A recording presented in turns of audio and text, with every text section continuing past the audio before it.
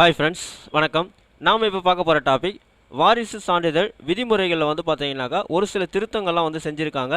So அந்த திருத்தங்கள் என்னென்ன அப்படின்றத பற்றி தான் நம்ம இந்த வீடியோவில் ஃபுல்லாக பார்க்க போகிறோம். நாம் வீடியோவை பார்க்குறதுக்கு முன்னாடி நீங்கள் இது வரைக்கும் நம்ம சேனலை சப்ஸ்கிரைப் பண்ணலைன்னா மறக்காமல் சப்ஸ்கிரைப் பண்ணிங்க. கூடவே பக்கத்தில் இருக்கக்கூடிய பெல் ஐக்கானை கிளிக் பண்ணி ஆல் அப்படின்ற ஆப்ஷனை செலக்ட் பண்ணிங்க.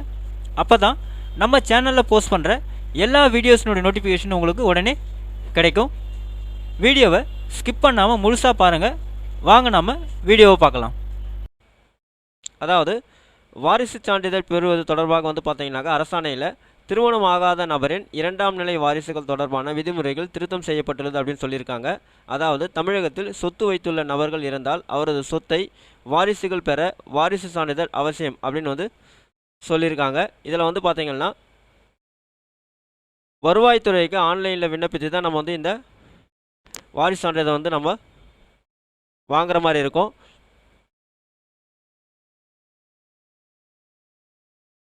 ஆன்லைன் முறையில் வாரிசு சான்றிதழ் வாங்கும்போது ஒரு நபரின் முதல் நிலை மற்றும் இரண்டாம் நிலை வாரிசுகள் யார் என்பது குறித்த வரையறை தயாரிக்கப்பட்டது அப்படின்னு சொல்லியிருக்காங்க.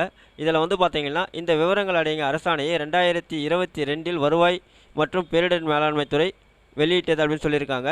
இரண்டாம் நிலை வாரிசுகள் யார் என்பதற்கான வரையறையில் இந்து வாரிசுரிமை சட்டத்தின் விதிமுறைகள் கணக்கில் கொள்ளப்படவில்லை என்ற புகார் எழுந்ததாக சொல்லியிருக்காங்க. இதில் பார்த்தீங்கன்னா இது தொடர்பான வழக்கை விசாரித்த உயர்நீதிமன்றம் வாரிசு சான்றிதழில் தேவையான திருத்தங்களை மேற்கொள்ள உத்தரவிட்டது அப்படின்னு சொல்லியிருக்காங்க.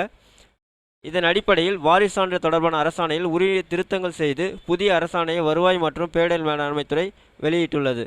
ஸோ அதில் அவங்க என்ன சொல்லியிருக்காங்க அப்படின்னு பார்த்தீங்கன்னா என்னென்ன திருத்தங்கள்லாம் பண்ணியிருக்காங்க அப்படின்னு பார்த்தீங்கன்னா வருவாய்த்துறை மேற்கொண்டுள்ள திருத்த விவரம் அப்படின்னும் போது கணவர் இறந்தால் அவரது மனைவி குழந்தைகள் சட்டப்படி தத்து எடுக்கப்பட்ட குழந்தைகள் மற்றும் பெற்றோர்கள் வாரிசுகள் அவரை சொல்லியிருக்காங்க. அப்போது ஒரு கணவர் இறந்துட்டார்னா அவருடைய மனைவி குழந்தை அவருடைய பெற்றோர்கள் சட்டப்படி தத்தெடுக்கப்பட்ட குழந்தைகள் வாரிசுகள் வரவங்க சொல்லியிருக்காங்க.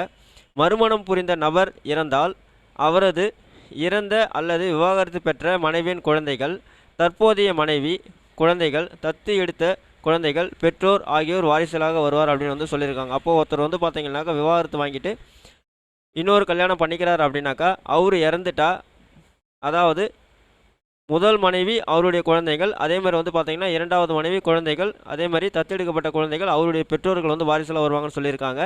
அதே மாதிரி பார்த்தீங்கன்னா திருமணம் ஆகாத நபர் இறந்தால் ஒருத்தர் கல்யாணமே பண்ணிக்காமல் ஒருத்தர் இறந்துட்டார்னா அவருடைய பெற்றோர் உடன் பிறந்தவர் வாரிசுகள் ஆவார்கள்னு சொல்லியிருக்காங்க. அதே மாதிரி நெக்ஸ்ட் பார்த்தீங்கன்னா கணவன் மனைவி குழந்தைகள் இறந்துவிட்டால் எஞ்சிய குழந்தைகள் தத்தெடுக்கப்பட்ட குழந்தைகள் பெற்றோர்கள் வாரிசுகள் ஆவார்கள்னு சொல்லியிருக்காங்க.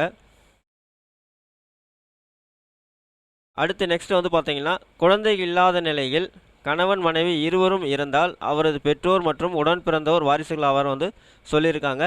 இந்த வரையறை அடிப்படையில் வாரிசு சான்றிதழ் கோரும் விண்ணப்பங்களை பரிசீலித்து முடிவெடுக்கலாம் அப்படின்னு சொல்லியிருக்காங்க.